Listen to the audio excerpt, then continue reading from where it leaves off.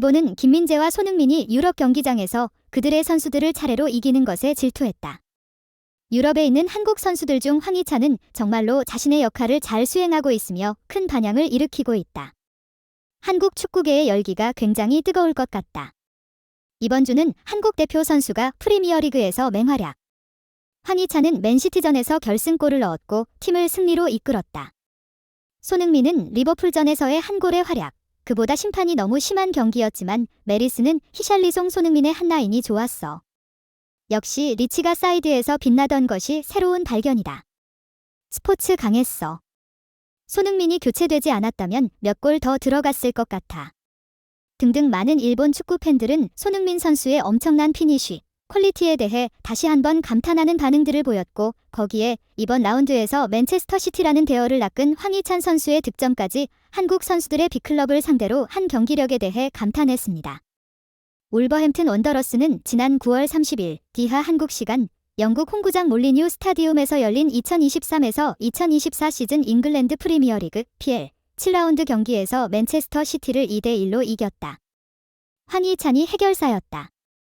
1대1로 동점 상황이던 후반 21분 결승 득점을 성공시키며 포효했다.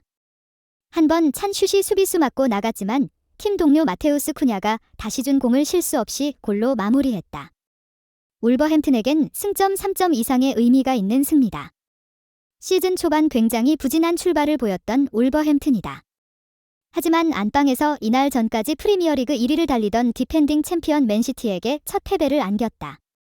이번 시즌을 앞두고 울버햄튼 신임 사령탑으로 부임된 게리 오닐도 모처럼 신이 났다. 오닐 감독은 맨시티전 승리 후 선수들에게 깜짝 포상 휴가를 부여했다. 주전 경쟁을 뚫고 울버햄튼의 중심 선수로 거듭난 황희찬은 벌써 5번째 골을 넣었다. 프리미어리그에서만 4호 골. 리그 득점 순위는 공동 4위다. 황희찬은 모든 골은 의미가 있다. 특히 맨시티전처럼 홈에서 골을 넣으면 정말 기분이 좋다. 무엇보다 쿠냐의 도움이 워낙 훌륭해서 쉽게 득점할 수 있었다며 골을 넣기 전까지 정말 열심히 뛰었다. 내 득점은 운에 따른 결과가 아니다. 우리가 시즌 내내 오닐 감독 밑에서 기울인 노력의 결과다. 팀에게 정말 중요한 골이었고 내가 도움이 되어서 기쁘다. 지금 경기력 그대로 쭉 가고 싶다고 밝혔다. 반등은 했지만 여전히 갈 길은 멀다. 울버햄튼은 프리미어리그 7경기를 치른 현재 2승 1무 4패로 13위에 있다. 치열한 중위권 싸움을 뚫기 위해선 8일 열리는 아스톤 빌라전 결과가 중요하다.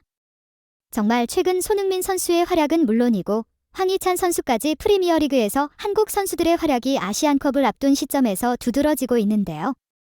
최근 독일 분데스리거에서는 바이든, 미넨의 김민재 선수가 보험의 아사노, 다쿠마 선수를 철벽 수비로 막아내면서 아사노 선수를 좌절시키기도 했었는데 우리나라로서는 내년 1월에 펼쳐질 아시안컵에서 일본 대표팀을 반드시 꺾어야만 우승을 꿈꿀 수 있기 때문에 같은 리그에서 일본 선수를 맞닥뜨린다면 반드시 기선제압을 해야 할 것으로 보이고 이번 라운드에서 손흥민, 황희찬 선수가 보여준 활약은 축구 팬들에게 긴장감을 가져다 줄 수 있는 정말 멋진 활약들이었습니다. 일본 언론은 손흥민의 유럽 축구 대회에서의 200번째 골에 대해 부러워하며 그에게 만찬을 아끼지 않았다. 사실 오늘 경기는 프리미어리그에 손꼽히는 빅클럽들이 맞대결을 펼치는 빅매치였고 단팀 모두 4승 2무 0패, 5승 1무 0패로 무패 행진을 달리고 있는 팀들이기 때문에 딱히 수식어가 필요하지 않은 이번 주말 프리미어리그 최대 빅매치라고 할 수 있었지만 사실 오늘 경기는 대한민국의 손흥민, 그리고 일본의 엔도 와타로 선수가 벌이는 미니 한일전 경기가 될 수 있는 경기였는데요.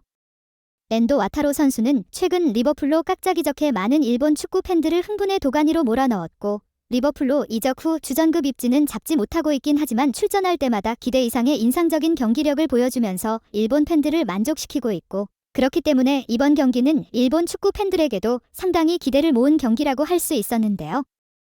비록 손흥민 선수가 69분에 교체 아웃이 되었고 73분에 엔더 와타로 선수가 투입되었기 때문에 이 두 선수의 맞대결은 이루어지지 않았지만 이번 경기는 토트넘 아웃스퍼의 주장 손흥민 선수가 득점을 터뜨리고 팀의 승리를 이끌어냈기 때문에 미니 한일전은 한국이 승리를 거뒀다고도 볼 수 있는데 많은 일본 축구 팬들은 손흥민 선수의 활약에 감탄하면서 프리미어리그에서 최고의 활약을 펼치는 선수가 있다는 사실에 대한 부러움을 나타냈습니다. 리버풀은 2명 퇴장에도 끝까지 잘 버텼지만 자책골은 운이 없었다. 스퍼스는 손흥민을 뺀 것이 빨랐다고 생각한다. 제임스 매디슨도 빼면 공격의 박력이 없어져 버리네. 그리고 심판단.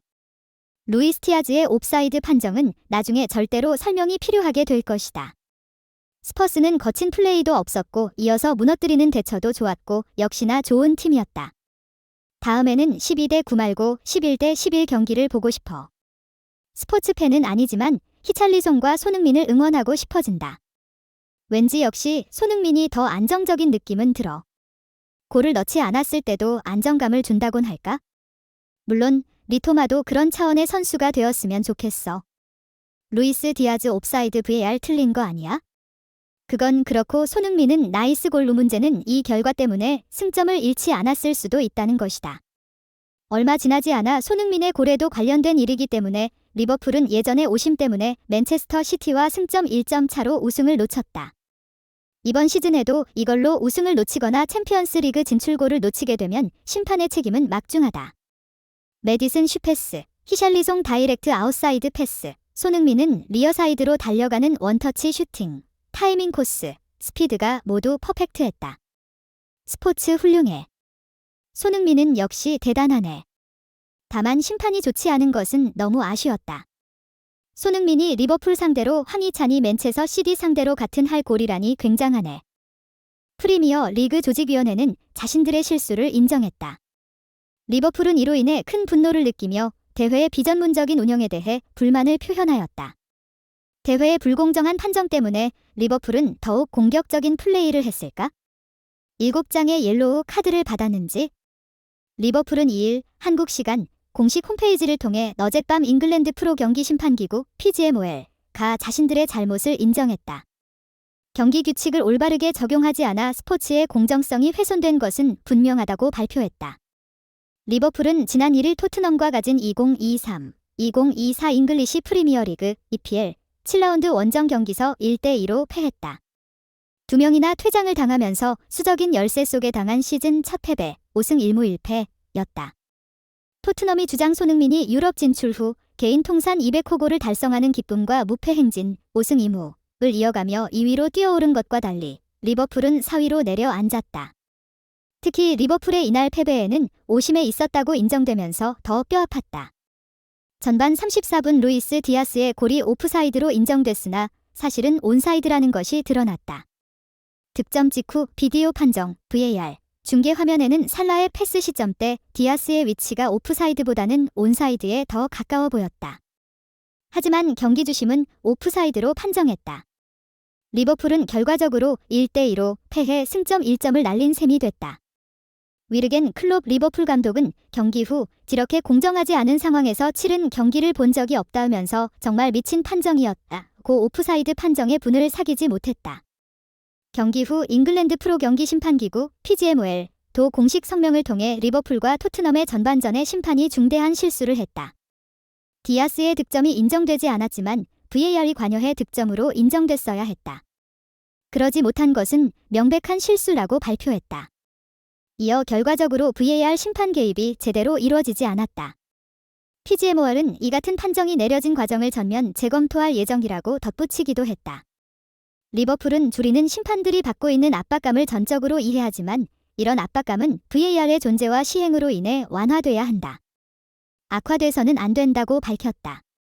이어 따라서 올바른 결정을 내릴 수 있는 충분한 시간이 주어지지 않았고 후속 개입이 없었다는 점은 불만족스럽다면서 이런 실패가 이미 중대한 인간의 실수로 분류된 것 또한 용납할 수 없다. 모든 결과는 오직 검토를 통해서만 완전히 투명하게 수립돼야 한다고 강조했다. 또 리버풀은 이는 향후 의사결정의 신뢰성을 위해 반드시 필요하다. 학습한 내용을 프로세스 개선에 활용함으로써 모든 클럽에 적용되기 때문이다. 다시는 이런 상황이 발생하지 않도록 해야 한다고 상기시켰다. 동시에 그동안 우리는 이용 가능한 옵션의 범위를 알아볼 것이다. 그래서 이런 상황의 확대와 해결의 필요성을 분명히 할 것이라고 덧붙였다. 한편 토트넘과 리버풀전 VAR 심판은 데런 잉글랜드와 댄 쿡이었다. 잉글랜드는 노팅엄 포레스트와 브렌트포드 경기의 4번째 심판으로 쿡은 풀럼과 첼시전의 부심으로 나설 예정이었다. 하지만 PGMOL은 잉글랜드 대신 크레이그 폿은 쿡 대신 에디 스마트가 교체돼 나설 것이라고 발표했다.